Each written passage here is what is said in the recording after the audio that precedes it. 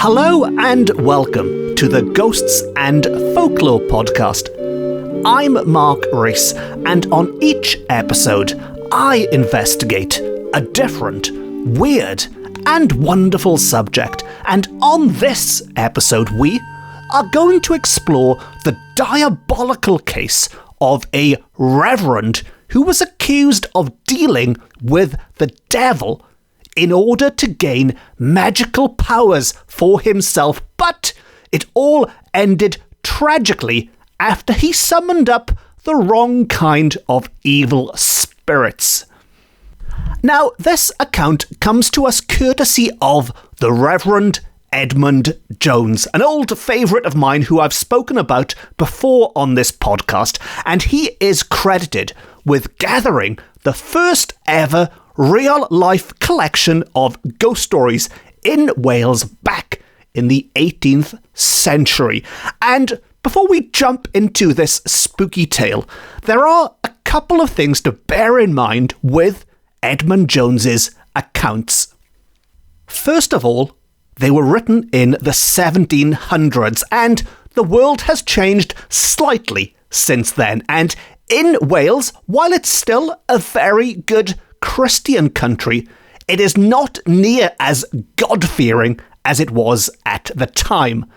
Secondly, the Reverend was indeed a reverend, and the Christian faith is fundamental to the way he sees the world and reports these accounts. And fundamental to the Christian faith is the belief in life after death.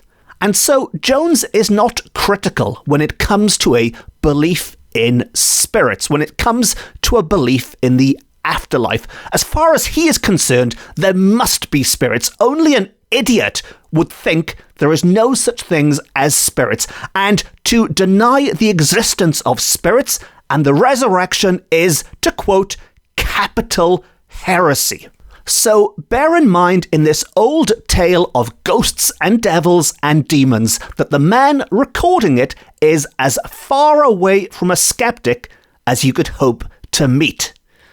Now, to begin at the beginning, this account concerns a reverend, not the Edmund Jones, he's recording the tale, but at the heart of this story is another reverend, a holy man of God like Jones, who, it is said, strayed from the straight and narrow. In fact, he strayed so far away from the straight and narrow that he was accused of summoning evil spirits into magic circles in the forest at the dead of night, which I think in any day and age isn't the kind of behaviour you'd expect from a reverend or any good, honest person of God. And this all took place in the historical county of Breconshire in Jones's time, what would be modern-day Powys.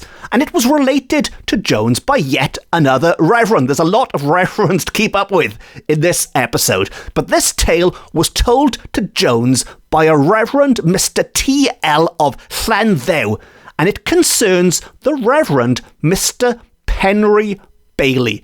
Reverend Mr. Penry Bailey is the diabolical reverend at the heart of this tale. He's the one being accused of all the heresies which are coming up, and he is thought to have been the curate of the small village of Calan Gaeaf.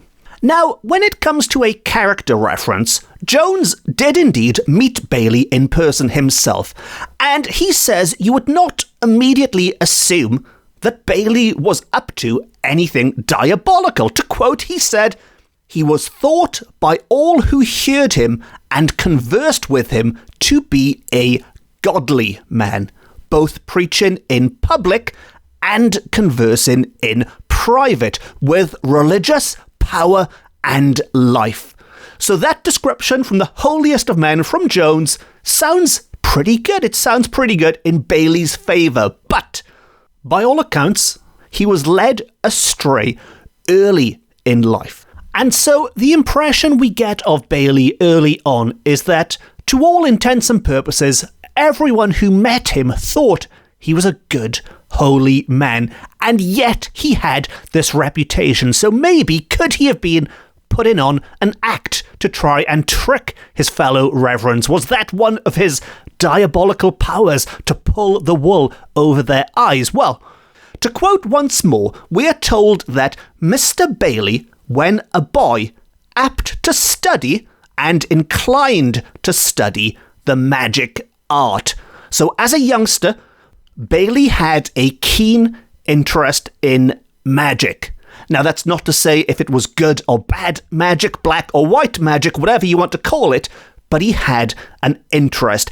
And on one fateful day, he agreed with two other young people to go to the nearby Kevin-Breth Wood in the parish to conjure. Which all sounds a bit ominous, doesn't it? If you're sneaking off to the woods after dark to do a little bit of conjuring, it doesn't sound like you're up to anything good. And to quote again, there, in the wood, having made a circle, he called one of the spirits of hell, who, it seems, came upon call. And as Jones adds, as they always will do, you should not be messing around with hell, because if you call them, they will indeed reply, and you might live to regret that, as certainly seems to be the case in this tale. But I'm getting ahead of myself. To return to the scene, it would appear, Jones certainly believes so, that Mr. Bailey did indeed sneak into the woods as a youngster, summon up a demon in a magic circle, and we've all done silly things when we were young, haven't we? Maybe not quite this silly. And so, when it came and appeared, when the demon appeared, the terror was so great that the stoutest of the three fainted and lay dead for some time. And there's a little note in the text here from Jones, who does say, I should interrupt quickly here and say, not actually dead, but as if he were dead. So thank you for clearing that up, Reverend Jones. He fainted and lay dead, but not really dead. And so the other two carry him away with some difficulty, we are told, and Jones interrupts once more here. I do love his little interruptions, little colourful interruptions, and he says, so he must have been a heavy chap, ! For two strong young boys to have difficulty carrying him. And what's interesting here is that when the boy who fainted came back round again, he, to quote, declared that he saw an exceeding dreadful appearance in that circle. The face of the demon was an exceeding dreadful appearance. But Mr. Bailey himself claims that he saw nothing. Nevertheless, this whole escapade had really freaked the three of them out. They knew they were messing with things they shouldn't be messing with, but when things start appearing and people start fainting, they decided to get out of there. And if that wasn't enough, the final straw, the final part of this terrifying ordeal came when they tried to leave, because they were using a candle to light the way. They'd used a candle to find the spot for the magic circle, and they were now going to use that candle to leave again. But that candle was suddenly extinguished. And then, to quote, the terror came upon them.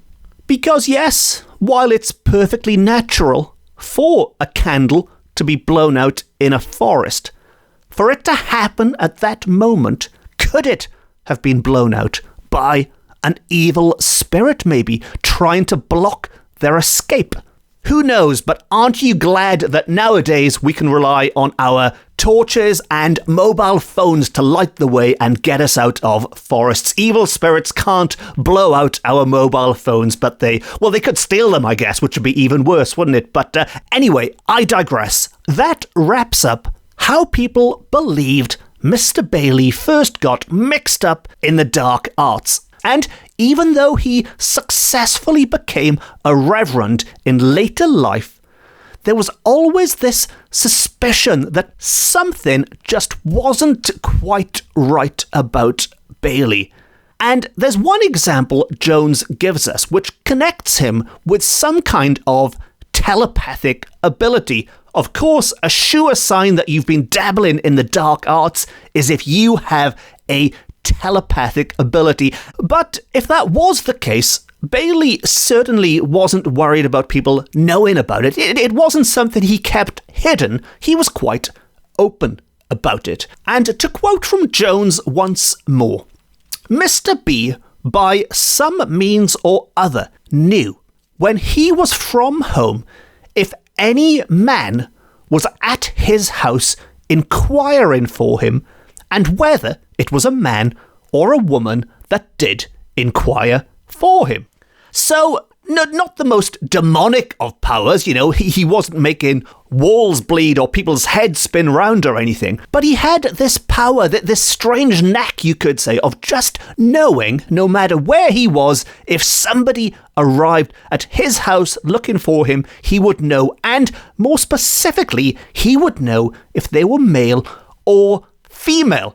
And there's an example of this happening when he was conversing with a friend some distance from home, when he turned to his friend and said a man, and not a woman, was at his house, and that they'd been there a while looking for him. He told the friend he knew it, and that it was a man who wanted to see him. Now, at this point, the man he was talking to, who had heard rumours about Bailey's dark past, and maybe he didn't want to confront it until now, but he says to him quite bluntly, I think, for somebody you're supposed to be friendly with or on friendly terms with, to a man of the cloth even, but he says to him quite bluntly, I don't like you. That's getting straight to the point, isn't it? I do not like you, and I am afraid you are guilty of that which you are charged with, even conjuring or dealing in the black art. So it would appear that this friend, or not much of a friend, but this acquaintance, had certainly heard the tales of a young Bailey sneaking off into the forest and messing around with magic circles, and now he had what appeared to be first-hand experience of seeing these powers in action. And Bailey, for his part, rather than, as mentioned earlier, rather than trying to hide these things or play them down, he was quite proud of them. He was quite blasé and announcing them. And what I do find interesting about this whole thing is that whether or not you choose to believe this man did have powers or not, he certainly would have known that by declaring that he had such powers, he would be causing a controversy. Tongues would start wagging, and it would cause problems for him as a reverend. So why was he doing it? Why not just keep these powers, if indeed they are powers, quiet and to himself? Well, he's about to dig himself an even bigger hole. Because the man says to him, I will go home with you to see whether it be as you say, whether indeed there was somebody waiting for him, and whether indeed it was a man who had been there a while. And so they went, and they found it was as Mr. Bailey had said. Now, the man himself didn't quite know what to make of it, and Bailey, as mentioned, he was quite blasé and proud of his powers, and he didn't just stand there all smug-looking and, I told you so. He went a step further. He decided to show this man how his magic worked, and to quote once more, he says, I will show you my rules to know whether any person, man or woman, is at my house, and showed him some kind of writing in which the man could see nothing like conjuring or magic spells. Now, sadly, that's the only description we have of this writing, but it would appear that Bailey attributed his powers to some kind of scroll that meant very little to this man who saw it, and that man was confused. Frankly, I'm just as confused as well. But I think we can say Bailey believed the source of his power was some kind of handwritten magic spell. And at this point in the account, the Reverend Jones, who hasn't interrupted for a while, but the Reverend Jones gives us his thoughts on what he thinks was going on with Bailey. Now, as mentioned, he had met Bailey before. He'd had a conversation with him, and to quote, he said, "To me, indeed, he seemed to be a godly man, both in speech and behaviour, something more than commonly so. So not just a godly man, in his behaviour, he was extra godly. So how could he be guilty of anything that looked like dealing in the magic art? I cannot conceive." Nevertheless, Jones concedes that something isn't right, and he suggests that, to quote, "He was very young when I saw him, but he did not live very long." End of quote. So is Jones suggesting then that his early death was not a coincidence? Was his life cut short because of his dealings with the devil? Well, there is a suggestion reading between the lines, or maybe I'm just reading too much into it. But he certainly did die young, and those who knew him considered him guilty of the demonic crimes he was charged with.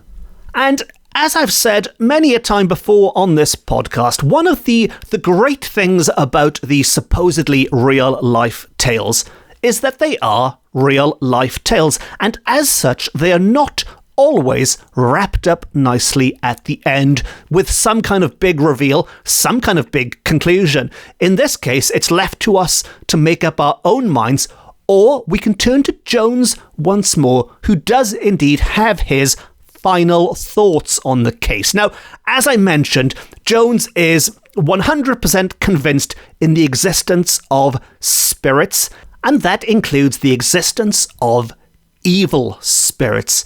And while he would never suggest or condone in a million years anyone else sneaking into the forest and making a magic circle and trying to summon up these evil spirits, but he does wonder that if somebody were to do so, and he would never suggest they do, but if they were to do so, and if they were not a reverend, a holy man like Bailey had been, but what if somebody from the other end of the scale, what if a total atheist was in the middle of this magic circle? Then surely, to quote, they would be convinced of his infidelity, it being better for him to be convinced by any means that to live and die in the capital heresy of denying the being of spirits and the resurrection.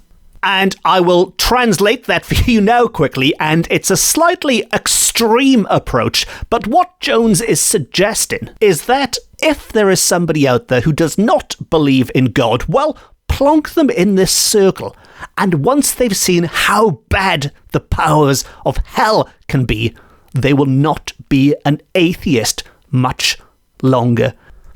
And I guess that would be a very effective way of getting more people into church on a Sunday, although ethically, I do have my reservations about throwing people into circles of hell in order to change their ways. But anyway, that wraps up our tale of the diabolical Reverend and wraps up another episode of the Ghosts and Folklore podcast. As always, if you enjoyed this episode and you haven't already, please consider hitting the subscribe button.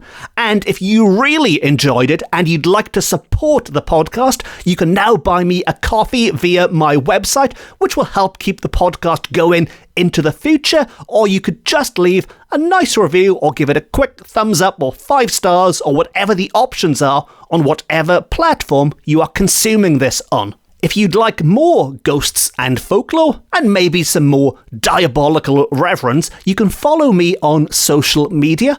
I'm on Twitter, Facebook, and Instagram, and if you do, be sure to say hello. It's always lovely when people say hello. And as well as this podcast, I've also written a number of books about similar weird and wonderful subjects, including Ghosts of Wales, accounts from the Victorian archives, and the most recent one, Paranormal Wales, all of which are available from good bookshops, offline and on. And on that note, it just leaves me to say thank you very much for listening. Diolch yn fawr iawn am wrando.